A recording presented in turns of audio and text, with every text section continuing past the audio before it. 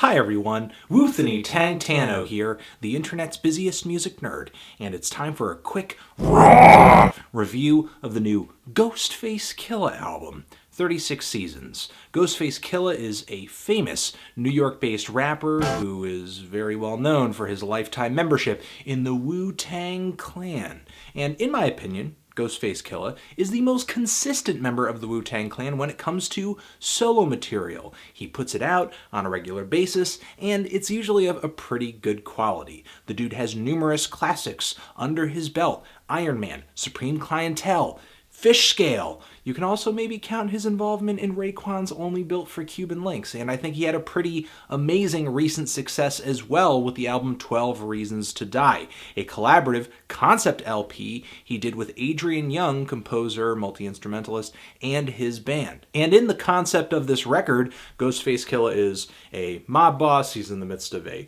rival. He is betrayed, killed, then he comes back from the dead to get revenge. It's a coherent story, it's kind of creative, it's ambitious, and it has killer instrumentals that enhance the narrative. And now it's like Ghostface Killah is trying to relive the very recent success of that album with a new record that is like of the same flavor but a little more watered down. It's got maybe about half the magic of 12 Reasons to Die. There is a story, a narrative, a concept here. There are instrumentals which are of a kind of vintage soul and funk flavor. Ghostface Killah also casts other rappers to play roles on this record, most notably on this LP, New York veterans such as Kool G Rap and AZ.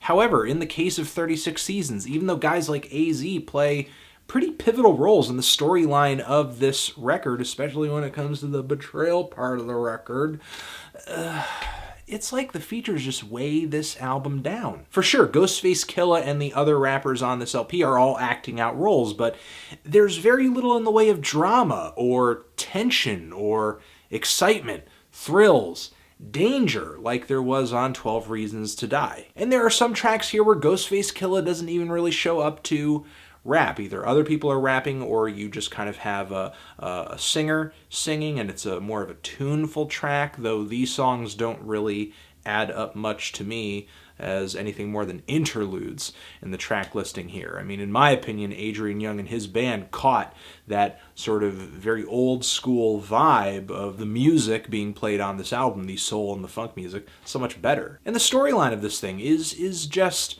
okay and a little just parallel to the storyline of 12 Reasons to Die. You have a street kingpin who returns to his hometown or his neighborhood after 9 years. It's worse off than when he left it. He doesn't get any more respect.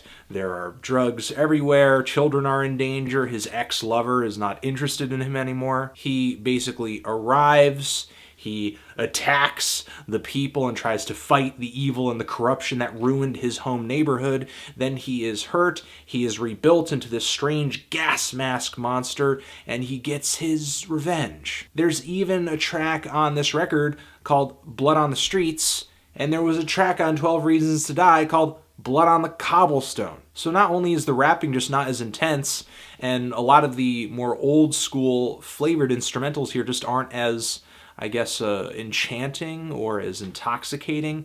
I don't really get that sense of nostalgia, that beautiful nostalgia, like from an old exploitation movie soundtrack that I would normally get from these kinds of instrumentals. Here, they just kind of sound like new reenactments that just aren't as, I guess, romantic. In my opinion, this record is really just for the hardcore fans, especially given just everything that comes along with this album with the deluxe edition, just all the visuals and the comic book that comes with this thing. It's for sure another kind of ambitious project from Ghostface, but it just seems so alike to what he just did on his last album. Plus, with the full-length collaborative LP he has coming down the pipe with Bad Bad Not Good, I think he has more exciting things just around the corner, honestly.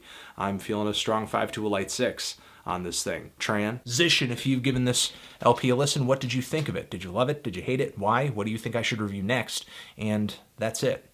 Anthony Fantano, Ghostface Killah, 36 Seasons, forever.